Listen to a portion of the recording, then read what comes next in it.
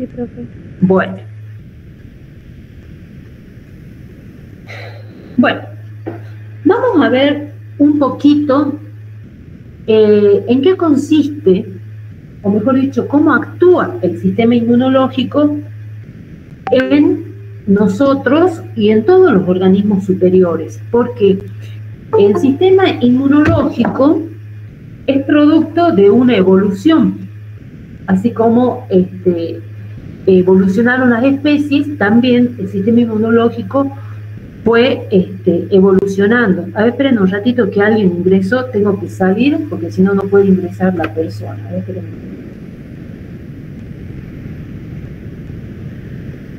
Bueno, no, ya no está.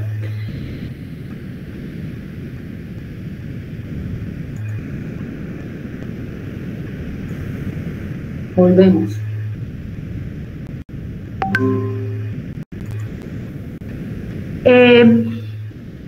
Y el sistema inmunológico, digamos así, se vale de dos sistemas para que en cualquier lugar en donde haya peligro de ingresar algo extraño al cuerpo humano, pueda reaccionar rápidamente. Y eso lo hace a través del sistema sanguíneo y el sistema linfático. Ustedes saben que el sistema sanguíneo, o el aparato circulatorio también, está constituido por la sangre, y que dentro de la sangre nosotros tenemos células con núcleo, que son las células nucleadas, células sin núcleo, que son las células anucleadas, y también tenemos proteínas y otros componentes, ¿sí? Pero en rasgos generales son células nucleadas, que son los glóbulos blancos, células anucleadas, que son los glóbulos rojos, y las proteínas, ¿sí? Y en el sistema linfático tenemos únicamente las células nucleadas, o también llamadas los glóbulos blancos, ¿sí? Y estos dos sistemas, a su vez, poseen órganos que tienen la función de filtrar estos líquidos, y que son, en el caso de la sangre, el vaso, y en el caso del sistema linfático, los ganglios linfáticos, que están ubicados en todo el cuerpo, y a su vez el tejido linfoide asociado a mucosa, ¿sí? Estos dos sistemas circulatorios, tanto la sangre como la linfa, se encuentran conectados, ¿sí? Como les decía hace un rato, nosotros dentro del sistema circulatorio tenemos las venas, tenemos las arterias, y bueno, ya en la secundaria y bueno, seguramente en la materia anatomía, ustedes vieron cómo en la vena, la diferencia entre vena y arteria está que la vena lleva sangre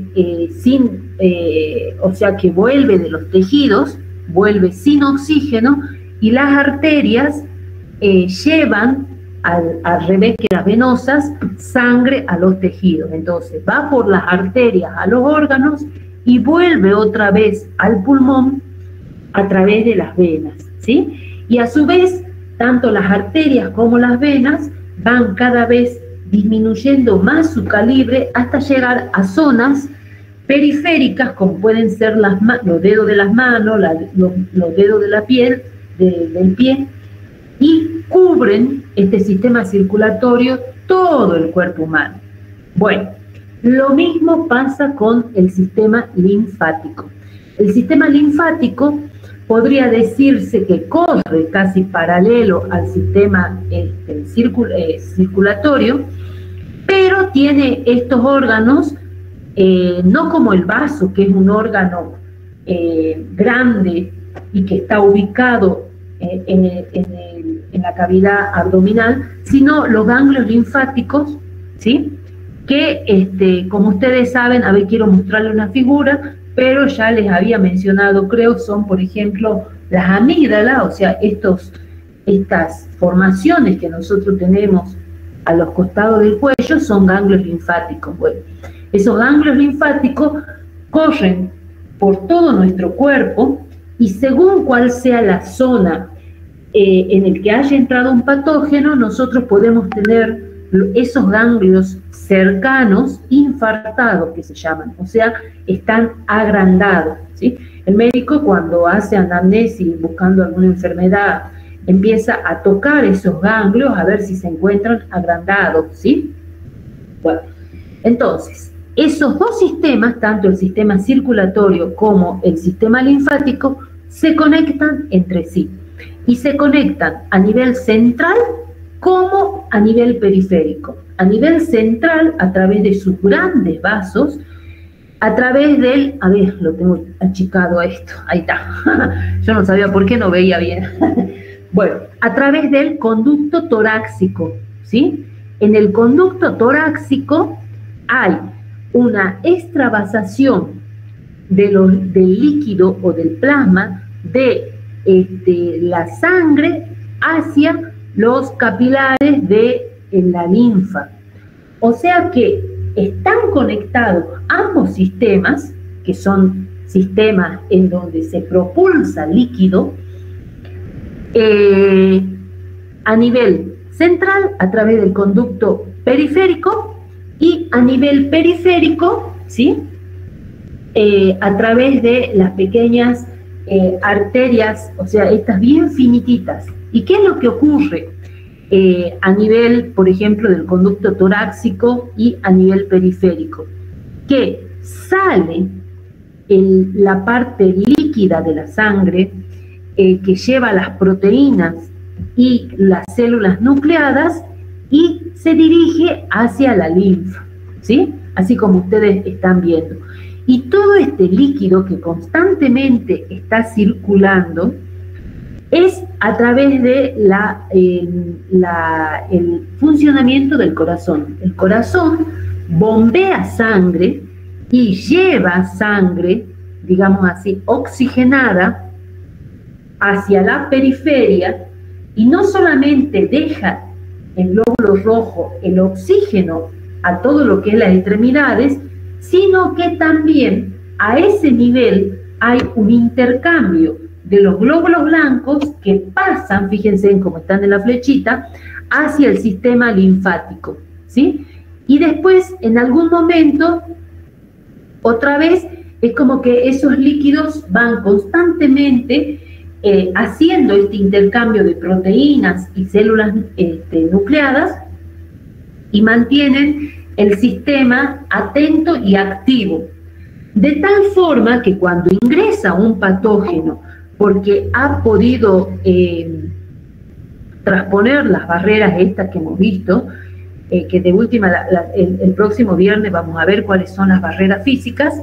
Las barreras físicas son la piel, las secreciones, por ejemplo, de la nariz, la secreción en las axilas, el pelo, la tos, cada vez que nosotros, fíjense en cuando sin querer absorbemos polvo, ¿qué es lo que hacemos? Automáticamente estornudamos o tosemos, ¿sí?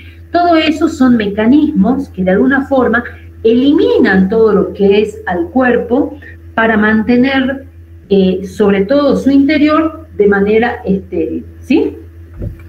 Entonces, ¿qué es importante saber en todo esto? Que el sistema circulatorio tiene como órgano filtrador el vaso y el sistema linfático tiene los ganglios linfáticos y a su vez el tejido linfoide asociado a mucosa, ¿sí? Que así se llama, pero está en todo el cuerpo, sobre todo en las mucosas. Ahora, ¿qué es lo que ocurre a nivel del vaso? Nosotros el vaso tenemos que está constituido por una corteza roja o central que se llama y una corteza periférica o corteza blanca. Bueno, yo acá, no sé si ustedes ven igual que yo, pero justo tengo este cartel, ahí está, ahí lo corrí. Bueno, entonces, esto del centro, ¿sí? Está lleno de glóbulos rojos y esto que está por fuera, que es la corteza blanca, está lleno de glóbulos blancos. Y de alguna forma, estos filtros que tiene el cuerpo colaboran, y ya vamos a ver cómo, a que el sistema inmunológico proteja al organismo del ingreso de los patógenos, ¿sí?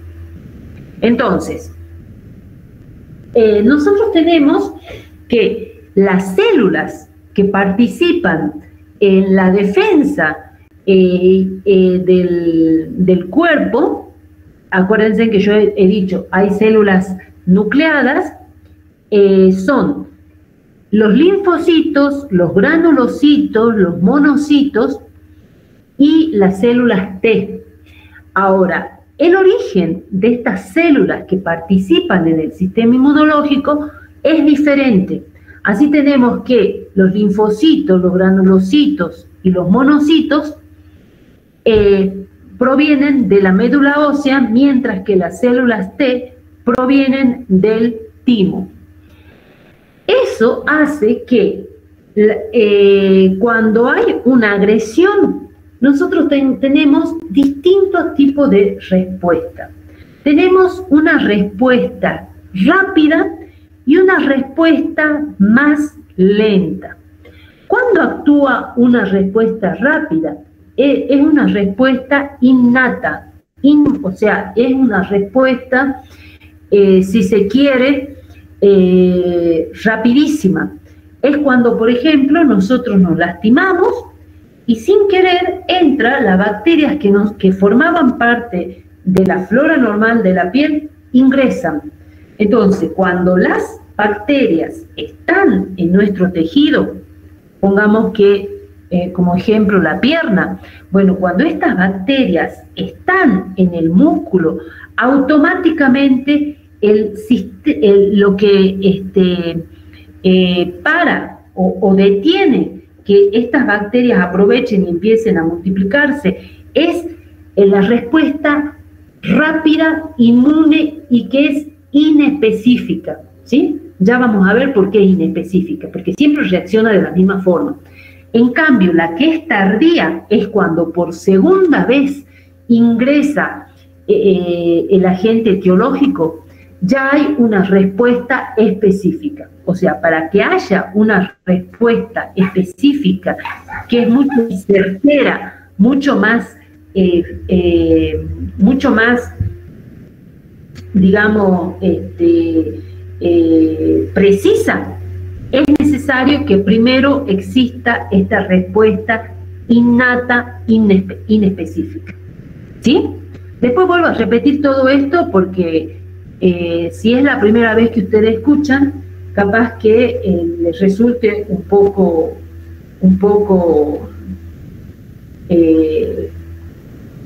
difícil, ¿sí? Hasta ahora lo que voy explicando, ¿entendieron antes de seguir? ¿O quieren que repita un poquito algo? ¿Chicos? No sé, profe. Sí, se entiende. Sí. Profe, una compañera que de hace rato quiso entrar y recién pudo. Dice si le puedo aceptar. A ver, esperen un ratito que lo que pasa es que tengo que dejar de compartir la pantalla para... Ahí está. Ahí está.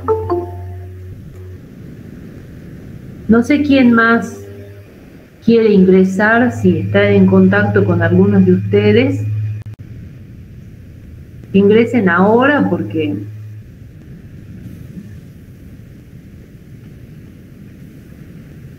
Porque después ya cuando yo empiezo a hacer la presentación, ya no puedo, o sea, tengo que seguir, porque si no es como que corto la clase, ¿sí?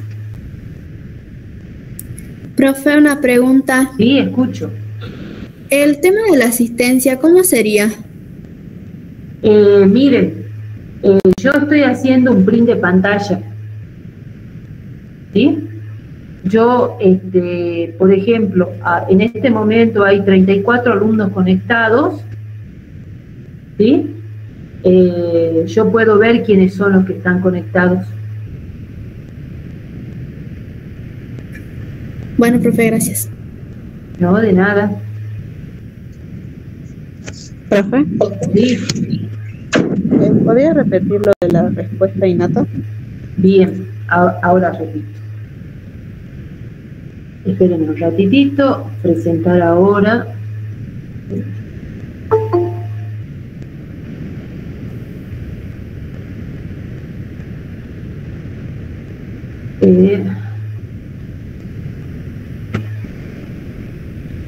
A ver, espérenme un ratito, chicos.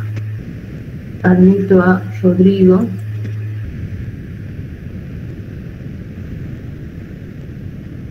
A ver.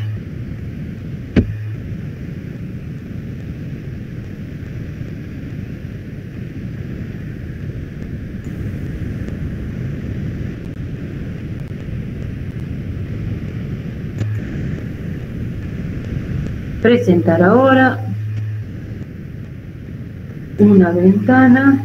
Ahí está.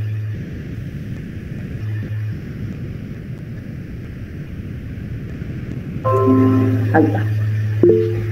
Bueno, ahora sí.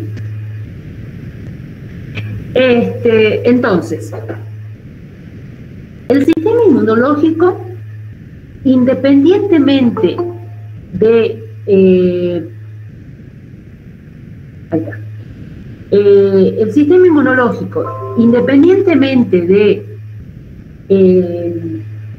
si es el sistema circulatorio o si es el sistema linfático, cuando ingresa por primera vez un patógeno desconocido que nunca tuvo contacto con el ser humano, hay lo que se llama una respuesta inespecífica, ¿sí? Porque es como que ataca sin ver a quién, es innata porque todos los seres humanos tenemos esa reacción, es característica de especie, ¿sí? Hay especies que son, o sea, organismos que son naturalmente resistentes a algunos tipos de patógenos y otros que no. Esto se ve mucho, por ejemplo, con los animales, ¿sí? Por eso es que hay bacterias o virus que atacan específicamente a los animales y que no nos ataca a nosotros, ¿sí? Es por esta respuesta innata, es decir, que ingresa un patógeno y automáticamente el sistema inmunológico trata, sin ver quién es, de destruirlo, ¿sí?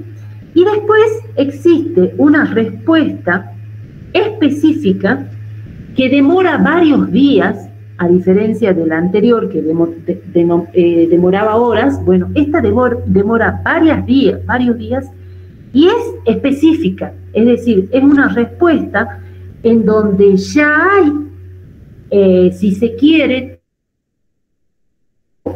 un arsenal de células que están específicamente preparadas para atacar esta bacteria que ingresa por segunda vez, por ejemplo, ¿sí? Cuando yo hablo de agente etiológico, puedo decir que son bacterias, parásitos o virus. ¿Es como una memoria que hace? Exactamente, es una memoria. Y en base a esta respuesta que tiene el sistema inmunológico, es que se pensó en las vacunas, ¿sí? Porque lo que hace justamente la vacuna es poner en contacto con el agente etiológico el sistema inmunológico de las personas de tal forma de crear esta memoria para que la segunda vez que esté en contacto ya directamente lo ataque, ¿sí?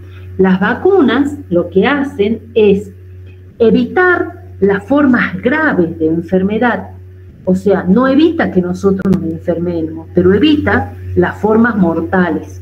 Y es lo que, por eso es lo que en este momento se lucha porque toda la población tenga las vacunas, por ejemplo, para el coronavirus. Es lo que en países más adelantados como Europa ya lo están logrando. Ellos en este momento yo creo que están por empezar a vacunar a sus niños, ¿sí?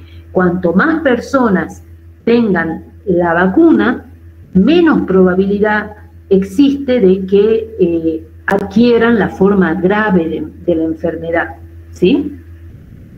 Es justamente por este conocimiento que se tiene del sistema inmunológico, que ante un primer contacto, ya vamos a ver qué es lo que ocurre, se activan mecanismos que dejan como una memoria, o como es como decir, vino alguien extraño, yo me voy a preparar para cuando vuelva otra vez, ¿sí? Entonces eso es lo que hace el sistema inmunológico, prepararse a través de la respuesta inmune específica para una segunda vez cuando entra el agente etiológico. Y de hecho, hay algunas vacunas que directamente cuando uno se vacuna contra eso, queda inmune, es decir, ya ese agente etiológico no ataca más, ¿sí? No ataca más. Hay otras que lo que logran es que si uno se adquiere cierta enfermedad, no adquiera las formas graves, ¿sí? Pero igual eso es una gran ayuda. Y es lo que ocurre en este momento con la vacuna del coronavirus, ¿sí? Por ejemplo, profe, Sí. tengo un compañero de trabajo que Sí. a él lo vacunaron con las 2 dosis, ¿no? A todos los del equipo nos vacunaron con las 2 dosis. Su Sí. esposa Sí. tuvo COVID hace poco, la semana pasada, se cumplió los 15 días que estuvo enferma ella, bastante virulento, digamos, bastante con muchos síntomas, con algunos problemas respiratorios y demás.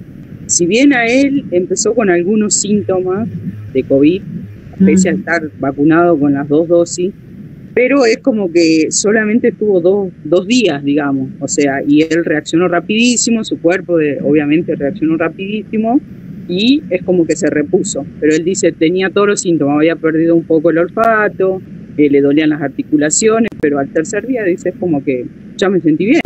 Entonces nosotros pensábamos, digo, hace bien la vacuna, porque si vos no hubiese tenido la vacuna seguramente te agarraba bastante flojito y te tiraba, porque dice que tenía una carga viral bastante importante su señora. Sí, exactamente, exactamente. El tema de la vacuna, eso es lo que provoca, ¿no? Por eso es la importancia de que cuanto más seres estén vacunados, más probabilidades de, o mejor dicho, tiene que bajar los índices de mortalidad, ¿no? Y también lo que se dice mucho, o sea, a pesar de que, bueno, ya vamos 2 años y que se avanzó bastante en el conocimiento del coronavirus, igual no se conoce totalmente cuál es el mecanismo de por qué algunas personas les agarra más grave que otras, ¿sí? Pero lo que sí se vio es que en estas personas que reaccionan muy mal, ¿sí? O sea que es como que hacen un grado inflamatorio tan grande que el cuerpo no se repone. Y es por esta respuesta inmune innata que reacciona por demás, ¿sí?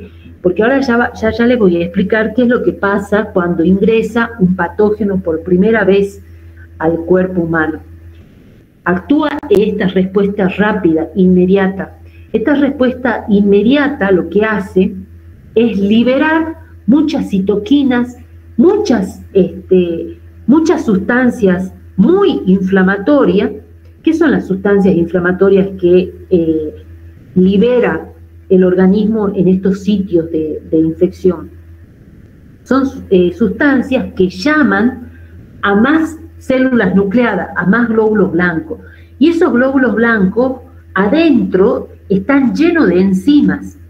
Entonces esos glóbulos blancos liberan todas esas enzimas que en teoría tienen que destruir al virus, pero no solamente destruyen al virus, sino que es una guerra, es como tirar bombas atómicas a matar todo, matan hasta las células propias, ¿sí? Es como que la respuesta es tan grande que se destruyen las propias células. Y por eso es que empiezan con los distrés respiratorios, o bueno, con todas estas patologías que nosotros después vemos que tienen como complicación los pacientes con corona, ¿no? Lógicamente, esto que yo lo cuento, digamos, en forma simple, es mucho más complejo, ¿sí? Pero eso es para una materia que tendría que ser inmunología.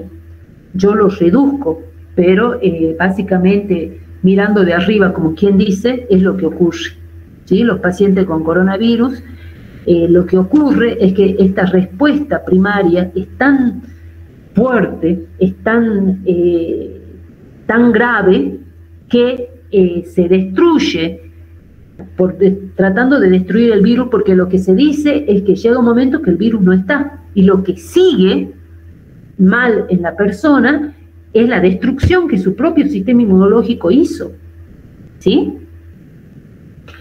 Hay varias enfermedades que son las llamadas enfermedades autoinmunes, no sé si ustedes escucharon, como por ejemplo el lupus, como por ejemplo algunas artritis reumatoidea, por ejemplo la tiroiditis de Hashimoto, que es una enfermedad autoinmune de las glándulas tiroides, en las cuales el sistema inmunológico desconoce lo propio y tiene una reacción exacerbada, ¿sí? O sea, en vez de reaccionar contra lo ajeno, reacciona contra las propias estructuras.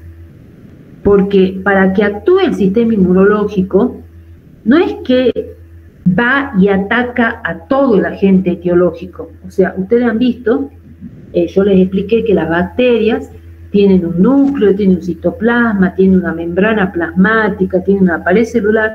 O sea, son organismos complejos con muchas estructuras. Bueno, el sistema inmunológico no es que vaya y ataca todo ese complejo que es el agente etiológico, sino que va contra determinadas proteínas, o sea, contra porciones pequeñitas de estos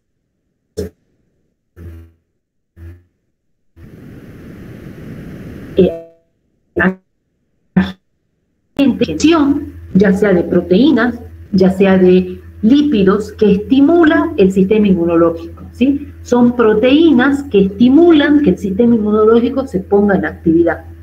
Entonces, lo que hace el sistema inmunológico, por eso es esta primera respuesta, como no sabe a qué atacar, ataca todo. Y entonces por eso es innata, por eso es inespecífica, por eso se produce en las primeras horas. Pero ya transcurrido un tiempo, por ejemplo a los 2 o 3 meses, cuando otra vez la persona se pone en contacto con ese agente etiológico, ya la respuesta del sistema inmunológico es mucho más inteligente. ¿Por qué? Porque ya sabe cómo está constituido, por ejemplo, una proteína de la pared celular, y entonces lo que hizo el sistema inmunológico es multiplicar muchas células para que ataquen específicamente a ese antígeno que tiene la bacteria. Esto es lo que se llama como clones. El sistema inmunológico crea clones. ¿Qué son los clones? Células que responden ante un mismo antígeno, pero muchas células. Por eso le dieron el premio Nobel a Milstein, ¿sí? Que fue un argentino, porque él descubrió estos clones y gracias al descubrimiento de estos clones se mejoró mucho la medicina, porque imagínense, si ustedes pueden clonar células, tiene muchas aplicaciones tecnológicas, ¿sí? No solamente para, por ejemplo, las vacunas, fíjense, en este momento son clones, es decir, son tan específicas que todas provienen de un mismo origen, y lo que se hace es multiplicar, multiplicar, multiplicar, multiplicar millones de veces, de tal forma que tengamos como mucha defensa específicamente para eso, para ese agente etiológico. Tiene muchas aplicaciones, ¿no? El descubrimiento de... Ahora me queda la duda si era Milke. Sí, porque hay varios argentinos, tenemos varios científicos argentinos que fueron premiados a nivel del premio Nobel, ¿sí? Vanessa, ¿querías decir algo? Si vos he visto que has activado tu micrófono. Sí, profe, ¿está mostrando algo? Porque, No. A mí me parece todo negro, no sé si está compartiendo algún... No estaba ahora he puesto recién. No, ahora recién. Bueno, eso era. Estaba contándoles nomás la acción de las vacunas y bueno, todo esto, lo que es el sistema inmunológico, ¿sí? ¿Profe? Sí. Le hago una pregunta. ¿No hay una célula que regule la liberación de enzimas? Miren, nosotros por dentro somos muy complejos, muy complejos. Y a veces, para que sea un poco más didáctico, a veces simplificamos, ¿sí? Simplificamos algunas explicaciones. Pero la realidad es que todo está muy bien regulado, pero a todo nivel, ¿no?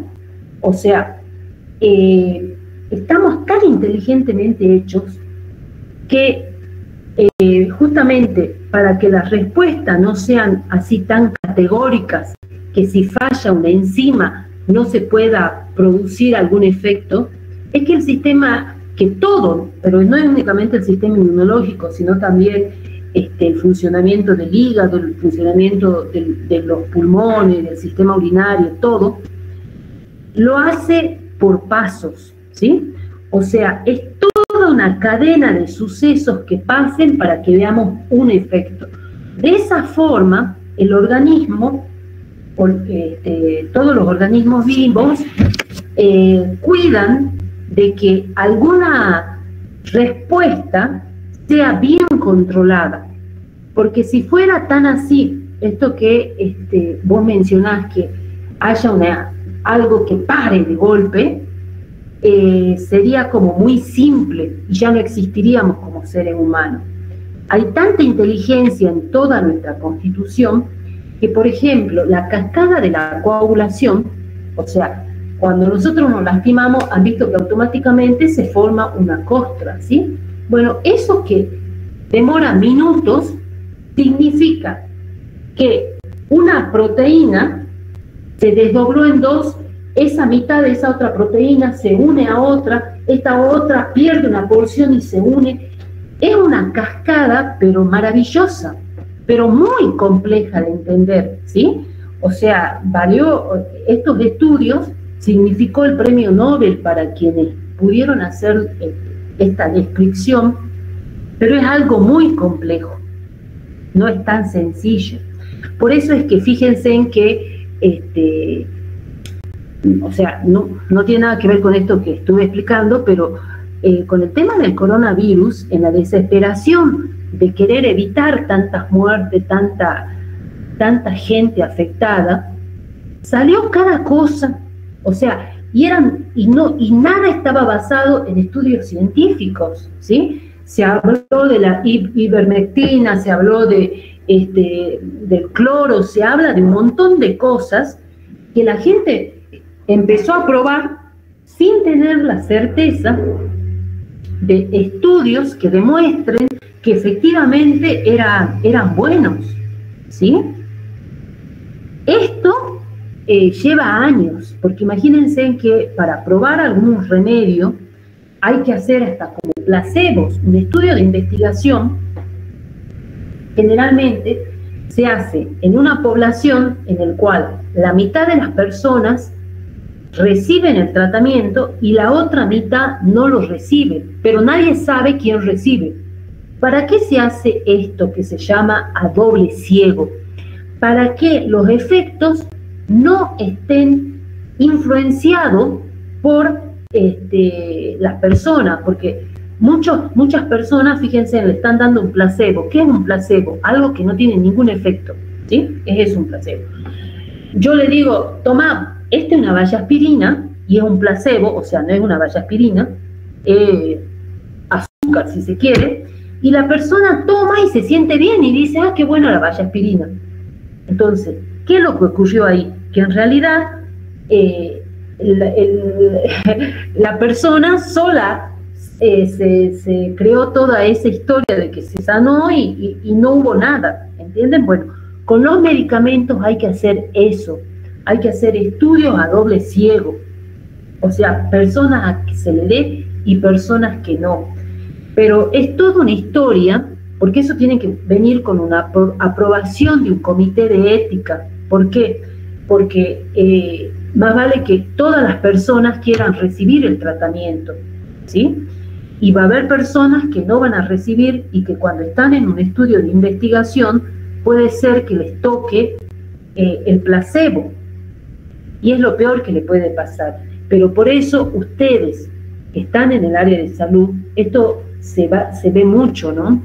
Tiene que ser muy estudiado cualquier estudio, porque a veces los estudios pueden ser injustos y de hecho hubieron muchas injusticias a causa de esto, ¿sí? Por ejemplo, hay un experimento que se hizo en Estados Unidos cuando ya se sabía de esto que había que respetar las investigaciones, que las personas tenían que dar su consentimiento informado, etcétera, etcétera, etcétera, que es toda otra materia. No sé si ustedes tienen metodología de la investigación, seguramente que ahí lo vieron. ¿Tienen metodología de la investigación? No he visto si lo tenían en el currículum. No, profe, no tenemos esa materia. ¿No la tienen? No, profe. Bien. Bueno, en esa... bioética. ¿Tienen bioética? Sí, profe. Bien. ¿Qué fue lo que ha pasado en este experimento? Han usado una cárcel en Estados Unidos de pacientes negros y dejaron que la sífilis haga su curso normal. La sífilis es una enfermedad producida por una bacteria que provoca en el inicio de la misma unos chancros que son característicos, ¿sí? Y que si uno da el antibiótico, cuando aparecen esos chancros, la persona se cura, ¿sí? Pero ¿qué fue lo que hicieron estos investigadores? Porque eran médicos, ¿sí? Dejaron, cuando ya se conocía que el tratamiento para la sífilis era la penicilina, no le dieron a estos presos. Y dejaron que la enfermedad haga su curso natural. ¿Para qué? Para conocer cómo era la evolución de un paciente que no recibía el antibiótico. Lógicamente, al final, es una enfermedad que se termina siendo crónica, la sífilis, cuando no se le da la medicación. Algunos terminaron muriendo y otros terminaron con graves problemas mentales porque ataca el sistema nervioso, la sífilis crónica. Pero eso es una falta total de ética, ¿sí? Entonces todas esas cosas se estudian y tiene que ser entonces estudiado por un comité de ética en todo lo que es salud, porque ocurren estas cosas, no es una novela, están ocurriendo. Y lo que pasa muchas veces es que vienen estas grandes farmacéuticas, que entre paréntesis, después del armamento, lo que más mueve dinero en el mundo es los medicamentos. Bueno, vienen estas empresas de los países de primer mundo a hacer experimentos con nosotros, ¿sí? Con nosotros, con Sudamérica. Entonces, después todo el conocimiento que se adquiere con estos estudios de investigación lo llevan para sus países y nosotros quedamos con la gente enferma tratando el problema en los hospitales y en una situación de vulnerabilidad mayor. Y bueno, y no voy a decir más porque la verdad que es para, les vuelvo a decir, para estar hablando todo un día lo que es los trabajos de investigación y por qué tienen que ser controlados por comité de éticas en donde participen las personas haciendo valer sus derechos, ¿sí? Bueno, esto venía por la pregunta de que si no había una enzima o alguna sustancia que pare todo esto. Y la respuesta es que no específicamente para esto que yo estoy comentando, pero de haber medicamentos hay muchos, ¿sí? Por ejemplo, a las personas que tienen estas enfermedades autoinmunes, estas enfermedades donde el sistema inmunológico ataca sus propias estructuras, generalmente se le da corticoides, porque los corticoides lo que hacen es disminuir la respuesta inmunológica, ¿sí? Pero eso tiene un montón de consecuencias, porque los corticoides, no sé si ustedes han visto, es como que hinchan la cara, bueno, ocasionan una serie de trastornos.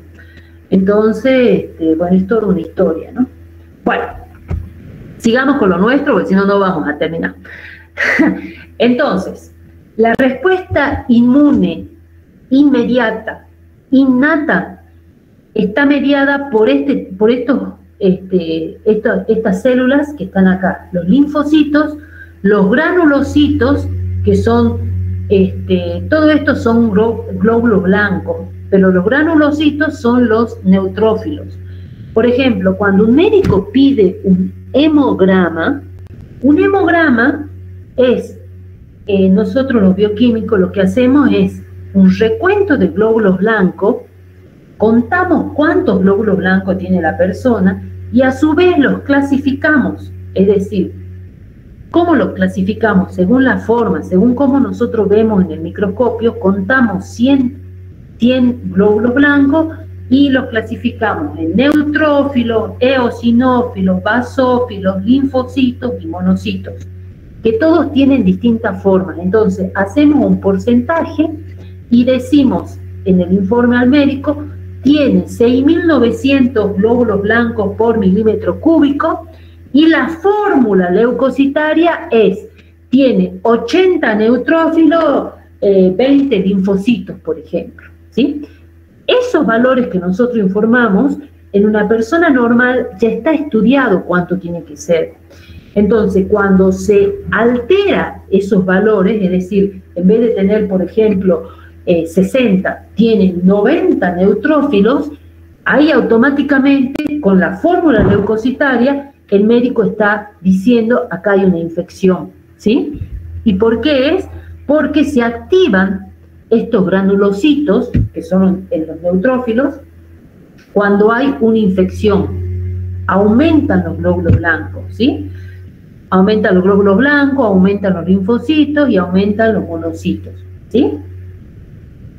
Bueno, entonces, yo les decía que las células que participan en el sistema inmunológico podían provenir de la médula ósea o del timo, ¿sí?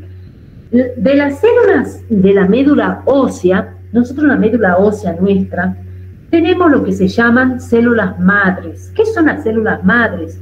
Son células pluripotenciales, es decir, son células que tienen la capacidad de transformarse en muchas otras, con distintas características, ¿sí? Entonces, de una célula madre surge lo que se llama los precursores mieloides o linfoides, y de acuerdo a eso se va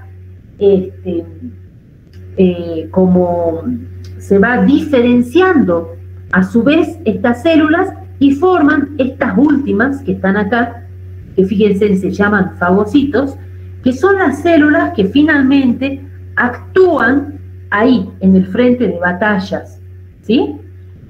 Dentro de los granulocitos, por ejemplo, están los neutrófilos. Fíjense que acá tiene un montón de puntitos, porque dentro del citoplasma de esas células está lleno de enzimas. Y por eso es que en el lugar de una infección hay una inflamación, porque se llenan de estos neutrófilos y liberan eso, y eso es la pus. ¿Han visto que cuando ustedes se lastiman y se infectan, si no toman antibióticos, porque la herida es muy grande, empieza a llenarse de pus? Bueno, lo que ocurre es que estos neutrófilos liberan su contenido de tal forma de que quede atrapado ahí el agente etiológico, la bacteria, el virus o los parásitos. Bueno, no ocasionan generalmente una respuesta inflamatoria. Después en el laboratorio lo que nosotros hacemos es sembrar esa pus y después aislamos de esa pus la bacteria, ¿sí? Eso lo vemos en el laboratorio. Bueno, y después también tenemos la célula T, que fíjense en que yo les decía del timo, del timo viene la célula T, pero es esta célula T que va y toma una característica especial en el timo, se termina de formar en el timo, o sea, proviene de la médula ósea, la célula T que todavía le falta que se le agreguen proteínas, y finalmente se transforma en una célula con todas las capacidades en el timo, ¿sí? Y también esas células nucleadas se diferencian en lo que se llama la célula B.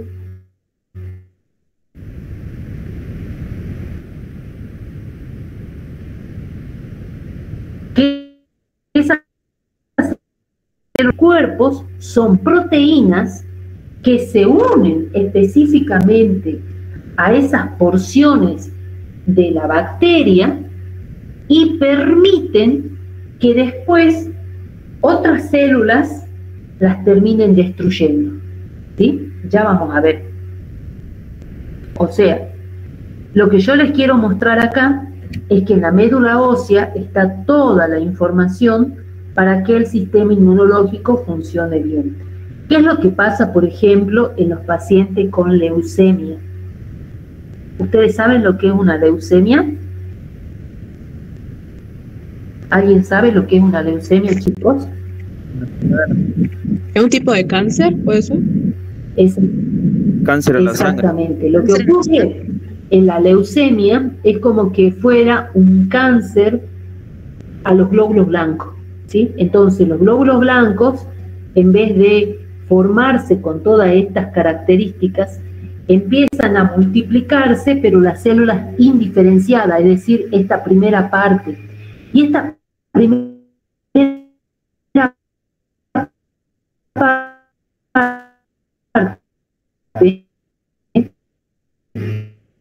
estas son las que son efectivas. Bueno, en una leucemia se producen tanto de estos precursores que finalmente la persona o se termina infectando por cualquier cosa, es como que su sistema inmunológico no funciona, ¿sí? Porque los glóbulos blancos no están bien caracterizados, no están bien diferenciados, ¿sí?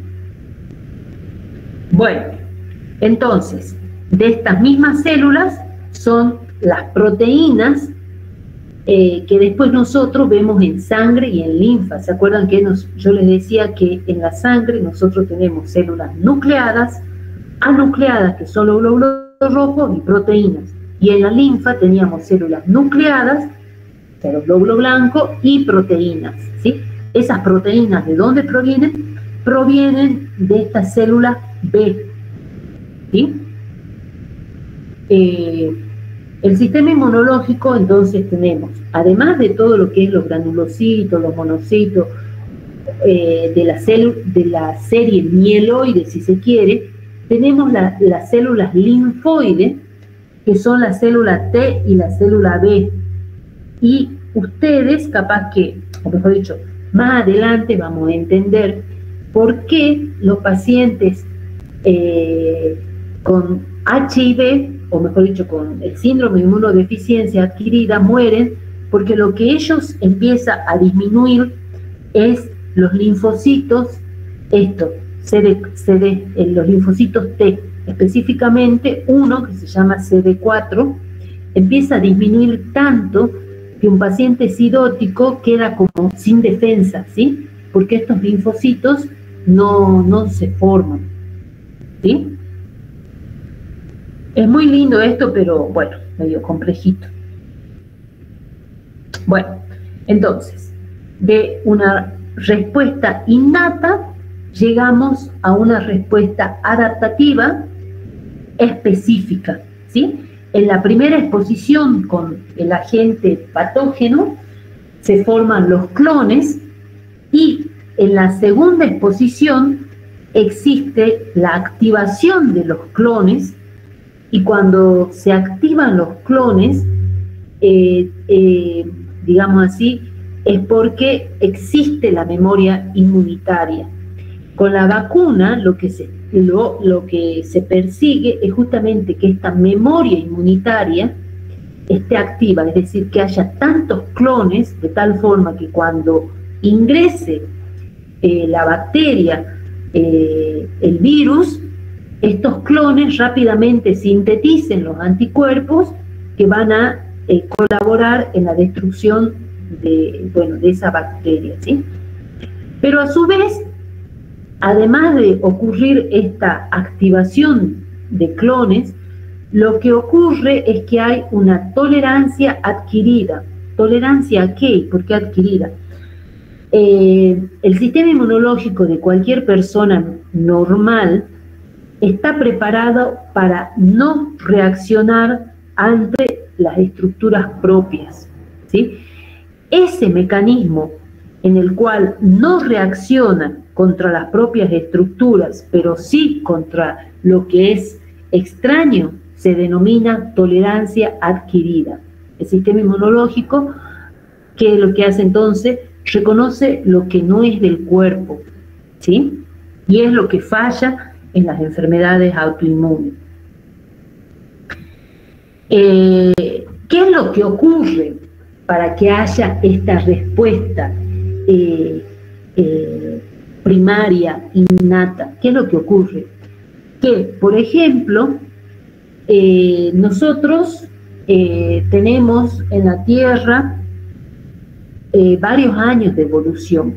Entonces, nuestro sistema inmunológico, fíjense, toda la información de alguna forma, toda la información se va transmitiendo de padres a hijos, ¿sí? Y por ejemplo, cuando ingresa una bacteria, un bacilo gram negativo, el bacilo gram negativo, si se acuerdan, tenía el lipopolisacárido en la membrana externa. Bueno,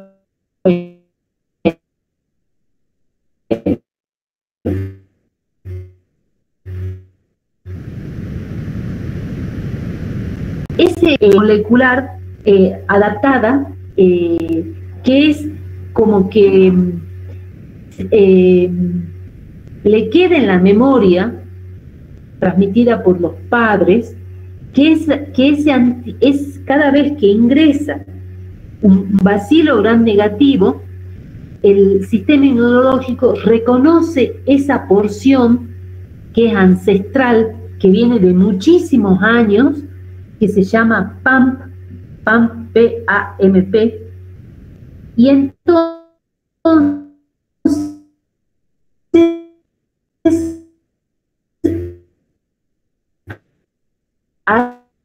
ahí se activa el sistema inmunológico, ¿sí? O sea, ¿qué es activar el sistema inmunológico? Es que acudan al sitio en donde está lo extraño la mayor cantidad de células para destruir. Pero ¿cómo acuden? Por esto, por la presencia en estos agentes de proteínas que se llaman PAMP, que entonces las PAMP son porciones ancestrales, o sea, que se transmiten por especie, digamos así, en el cual reconocen estos agentes que desde tiempos inmemoriales producen problemas a los seres humanos. ¿sí? Entonces, así es que hay una respuesta primaria, innata, inespecífica, inmediata a las pocas horas, por la presencia en estos agentes de porciones denominados PAMP. ¿Se entiende esto, chicos?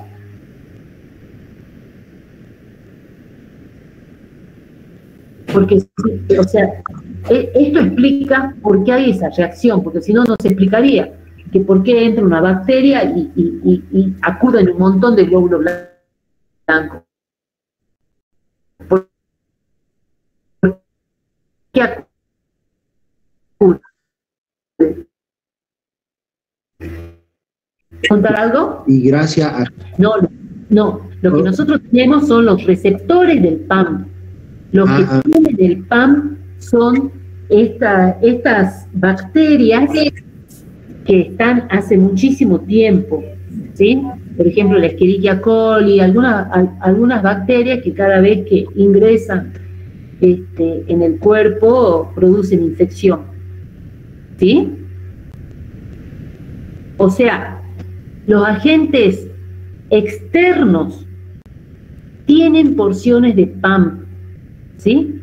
El PAMP es algo que ya viene ancestralmente, son porciones del organismo, pueden ser un pedacito de pared celular, por ejemplo, un pedacito de su membrana plasmática, que las células, los macrófagos, reconocen, y al reconocer, porque tienen un receptor, al unirse esa porción al receptor, es como que logran que se libere toda esa sustancia que llaman más glóbulos blancos al sitio.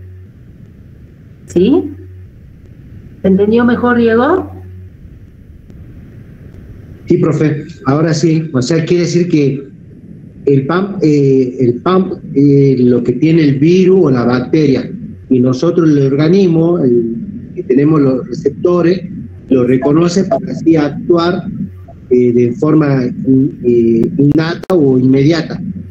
¿Así sería? Así es, exactamente, así es. Tal cual como vos lo explicaste, Diego. ¿Sí? Gracias, profe. No, de nada. Después voy a subir este Power, ¿sí? Y les voy a subir también más bibliografía para que ustedes lean. Bueno, también vimos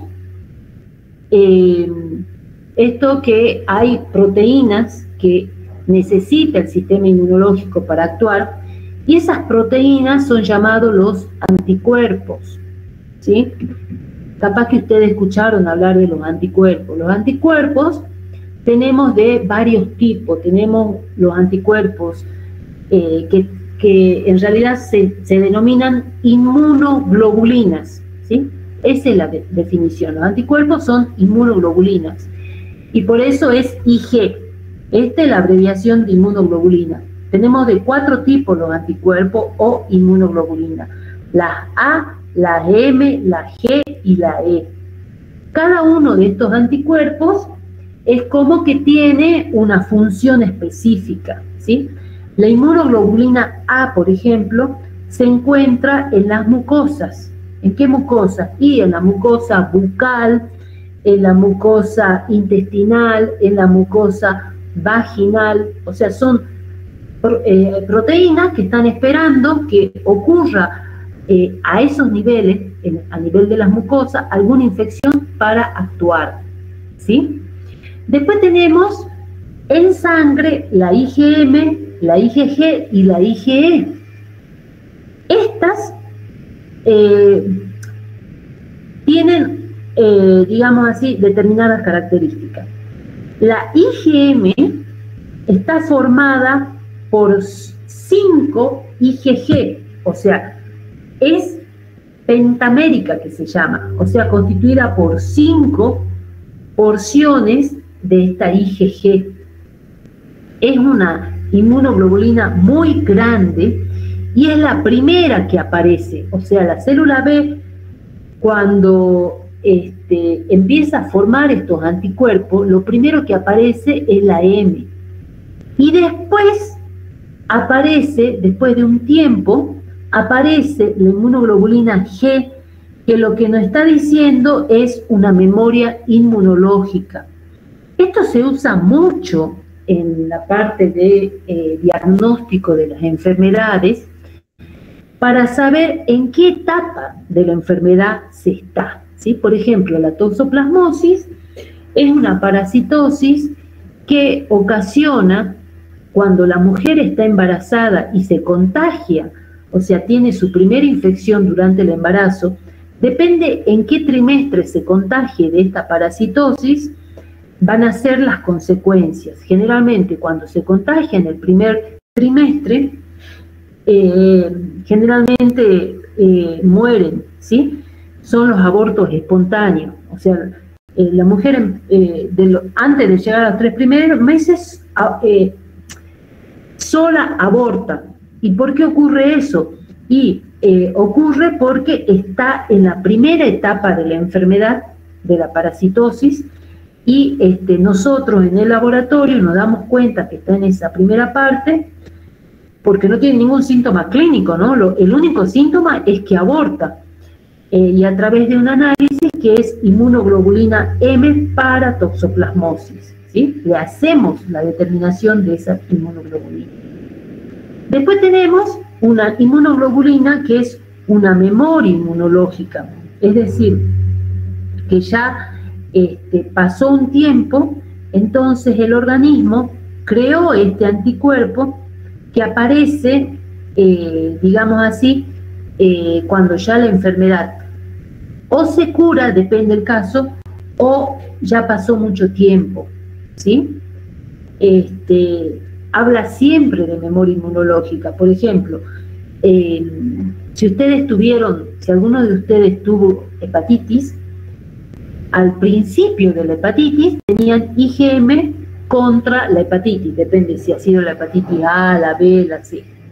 Pero después, pasado un tiempo, que generalmente es de un mes, aparece la inmunoglobulina G. Y capaz que ustedes ya no tienen más hepatitis, o sea, ya no tienen más los síntomas que aparecieron en la primera parte de la enfermedad.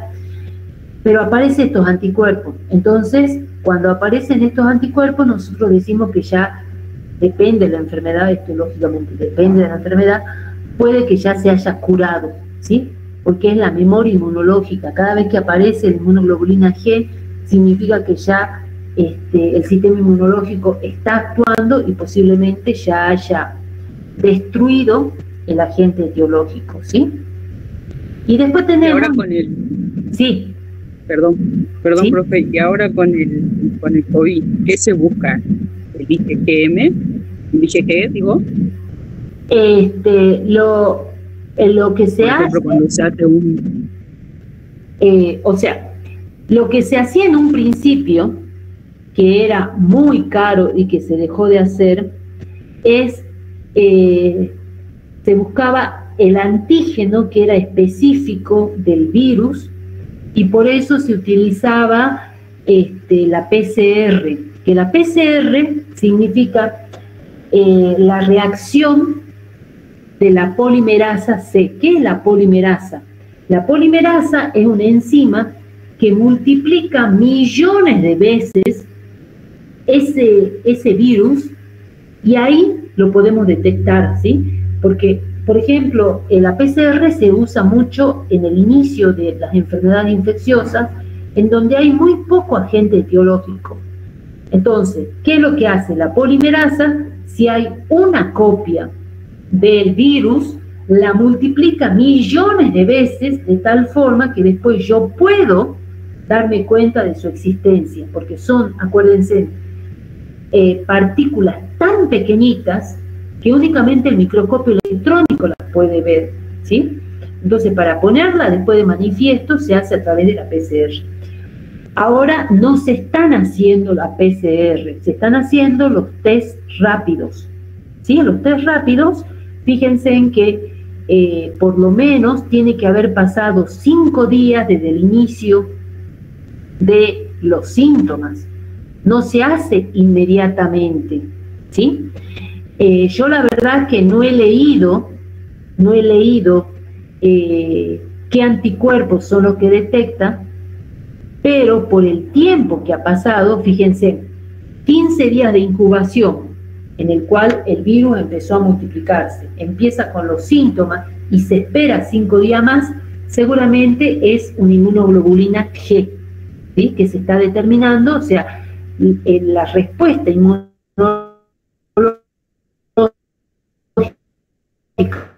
de la persona, porque estamos hablando de 20 días después del primer contacto que tuvo la persona. Seguramente, si nosotros hacemos a los pocos días de estar la persona en contacto con otro paciente COVID, no nos va a dar la IgG, pero sí nos va a dar la IgM, ¿sí? Bueno, queda pendiente eso para averiguar los test rápidos, cuáles de los anticuerpos es el que está detectando. Y por eso también son más baratos, ¿no? Porque no es lo mismo detectar los anticuerpos que detectar la porción del virus, ¿sí? Porque es una técnica mucho más cara. Una PCR, no sé si ustedes saben, sale como 5.000 pesos, mientras que los test rápidos en la parte privada creo que le están cobrando 1.500, 2.000 pesos. Frente a 6.000 pesos sale una PCR, ¿sí? No sé si respondí tu pregunta, porque yo empiezo a responder y me voy por la tangente. Pero no, sí entendí por qué la PCR y el test rápido, bueno. Sí. Son distintas cosas que se determinan, ¿sí? La PCR detecta el antígeno, detecta el virus, ¿sí? En cambio, los test rápidos generalmente detectan los anticuerpos.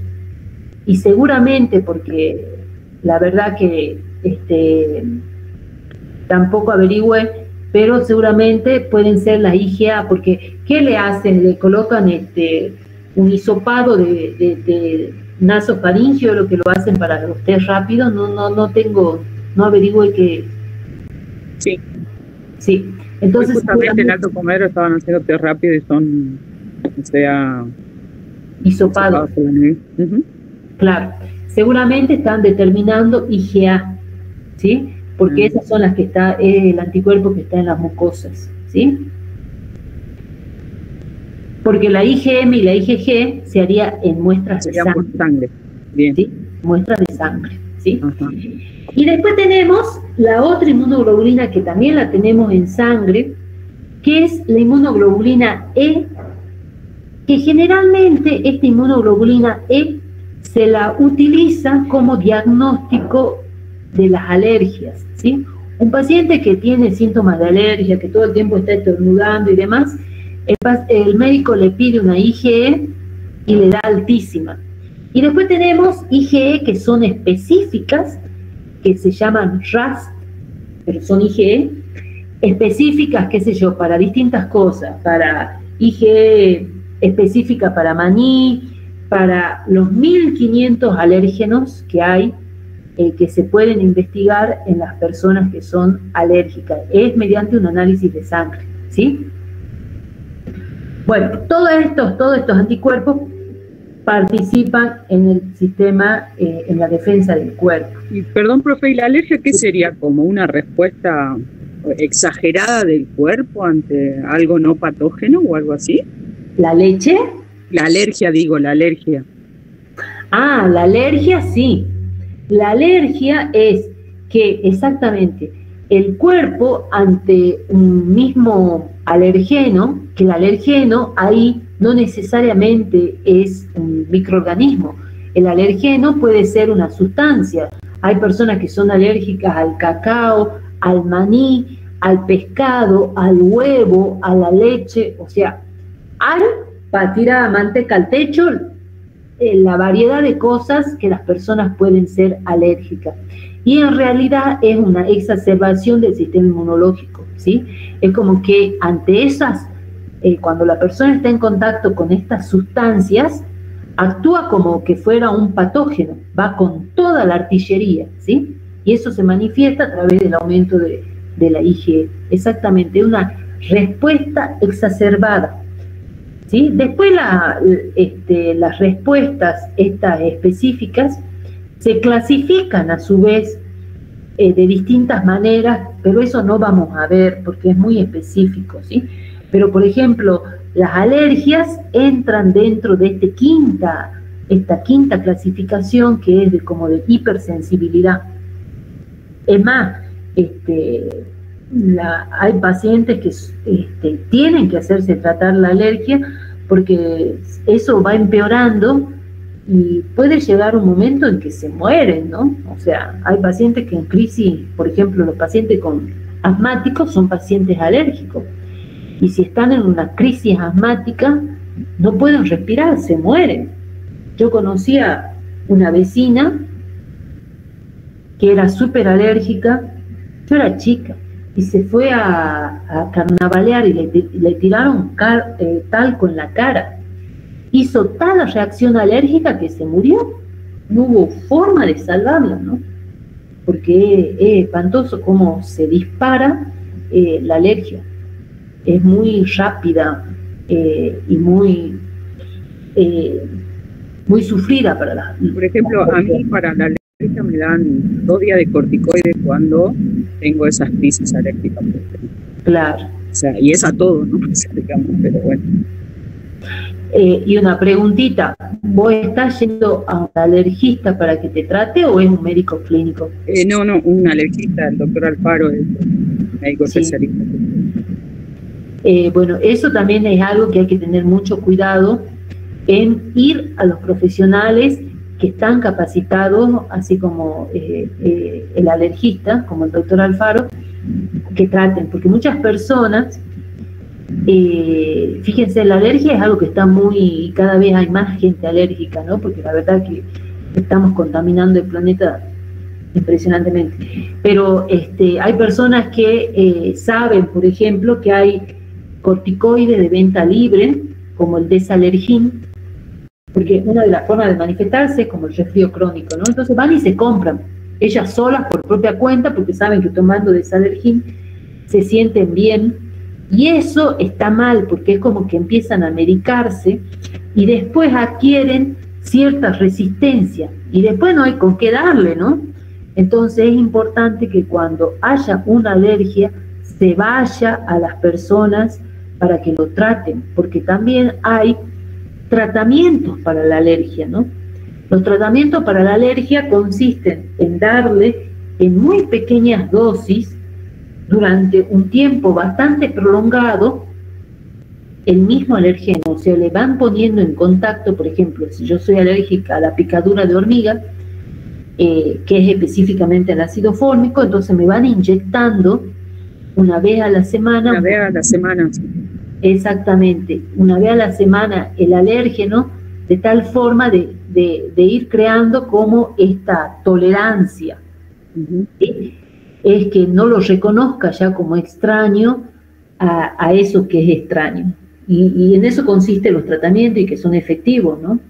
¿A vos te hicieron tratamiento? Sí, yo llevo varios periodos en distintas etapas, ¿sí? De distintas inyecciones, así como usted dice, para distintos alérgenos, porque al pasto le tengo alergia. Por ejemplo, una vez hice también como si tuviera una quemadura así de rojo vivo en las piernas.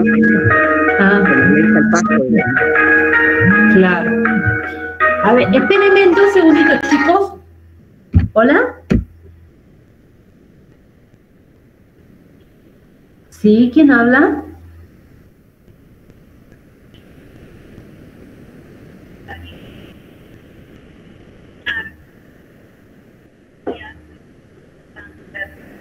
Sí.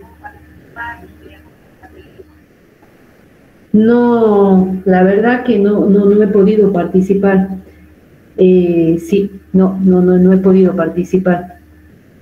No hay problema, yo le voy a enviar la consulta por una grabada, pero y el enlace, personas han realizado un posgrado, más que nada pues se encuentra bien una pasaría de beca?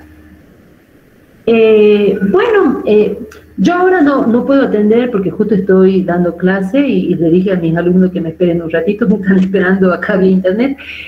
Si después por favor me puede enviar toda la información por correo, le agradecería, por favor. Y ahí, bueno, muchísimas gracias, ¿no? Hasta luego. Igualmente, hasta luego.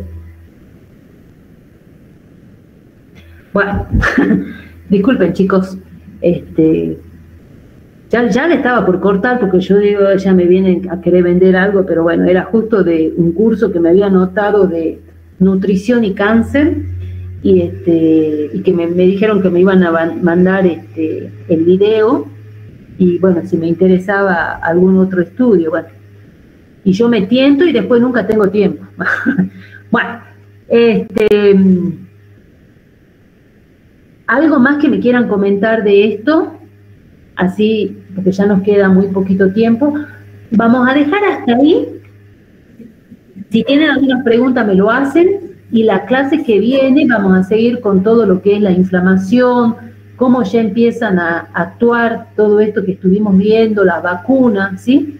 Pero bueno, yo les voy a subir un poco de bibliografía de esto que estuvimos viendo, que es básico, ¿no? Es como saber de qué estoy hablando cuando hablo de la inmunidad del organismo.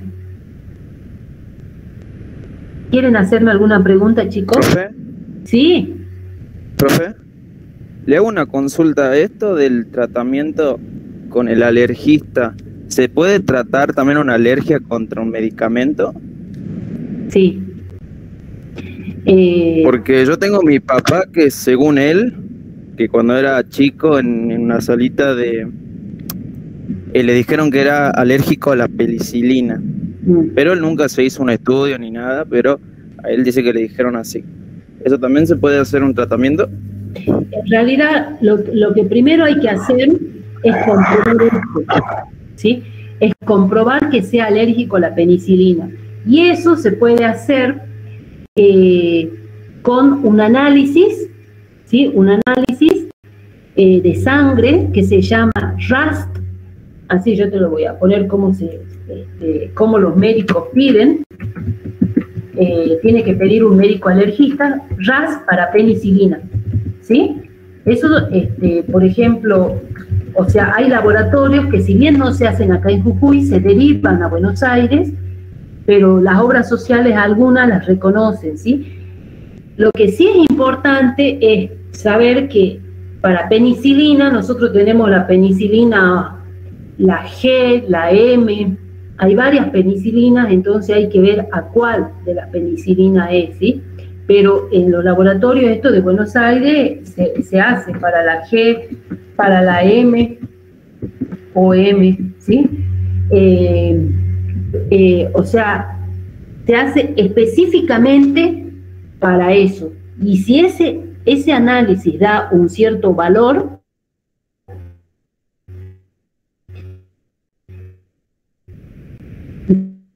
ya la me han puesto la penicilina e hizo una reacción alérgica tremenda, porque la reacción alérgica es inmediata, o sea, no es que a los 2-3 días, no, es en el momento que el cuerpo reacciona, es una hipersensibilidad, pero hay análisis de sangre.